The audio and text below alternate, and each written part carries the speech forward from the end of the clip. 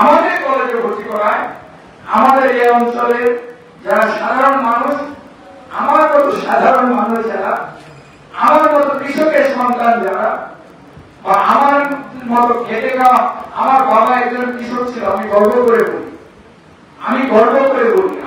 তোমরা এখন দেখছো আমি অনেক কিছু, কিন্তু আমি তোমাকে আমি এখন যে কোনো জায়গায় আমি গর্ব করে বলি আমি কৃষকের সন্তান। আমার বাবা একজন সাধারণ মানুষ ছিলেন। সেখান থেকে আমি ঢাকা শহরে আমি গিয়েছি, তখন আমার বাবা প্যারালাইসিস, বিছানায় ছিল, হাত পা কিছু নাড়াইতে পারে না, কথা বলতে পারে না। সে অবস্থায় আমি গিয়েছি, আমি আমার কাম শ্রম মেহনত দিয়ে আজকে এই জায়গায় এসেছি। আমি তো খুব কিছু করতে পারিনি, অর্থ জিনিসটা কোনোদিন আমার চাওয়ার মধ্যে ছিল না। এবং তোমাদেরকে বলি, উপরওয়ালা আমি একজন মুসলমান হিসেবে আল্লাহ পাকে সাক্ষী রেখে বলি, ভবিষ্যতেও আমি বাংলাদেশের সবচেয়ে বেশি কোটিপতি হইতে চাই, সবচেয়ে বেশি 1000 কোটি টাকার মালিক হইতে চাইলাম। যতদিন বাঁচি মানুষের জন্য কিছু করে যেতে চাই। মানুষ যখন তোকে মৃত্যুর পর বলে যে একটা যখন বাঁচছিল একটা ভালো মানুষ ছিল। তোমাদের যে দুজন মা আছেন এখানে, তোমাদের যেখানে রান্না করে, তুমি দেখেছো, তুমি কখনো খেয়াল করেছো যে মা এই যে তোমাদের যে পাতিলে নিচের ভাতটা তোমাদের মা খান, এই গরম ভাতটা উপরের ভাতটা তোমাদের খাওয়ান, এটা কখনো খেয়াল করেছো? তোমরা করেছো? এটার মূল্যটা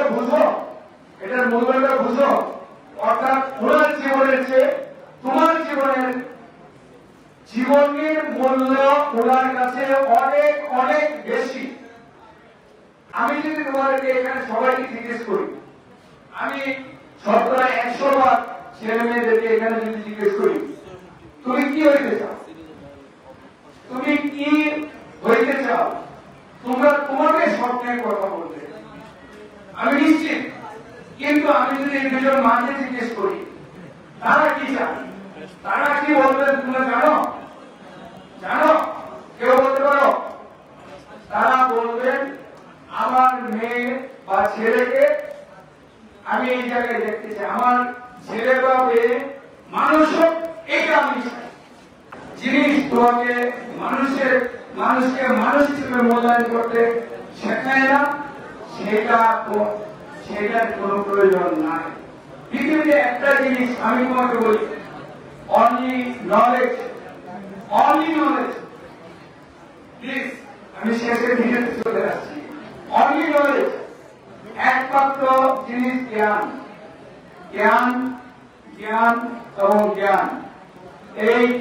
এই তিনটা জিনিস আমি কি বলেছি বলো? কি বলেছি? জ্ঞান এবং জ্ঞান, এই তিনটা জিনিস শুধুমাত্র পৃথিবী বদলে দিতে পারে। শুধুমাত্র এই তিনটা জিনিস সমাজ, পরিবার, দেশ এবং বিশ্ব বদলে দিতে পারে। শুধুমাত্র নলেজ। বুঝতে পেরেছ? তো আমি আশা করবো তোমরা আগামী ভবিষ্যৎ, আমরা তোমাদেরকে নিয়ে স্বপ্ন দেখি, আমাদের বাবা মারা যে স্বপ্ন দেখে, তোমরা যে কথা দিয়েছো, যে স্বপ্ন তোমরা বাস্তবায়ন করবে, এবং যে স্বপ্নটা তোমরা জেগে দেখবে, যে স্বপ্নের তাড়নায় তোমরা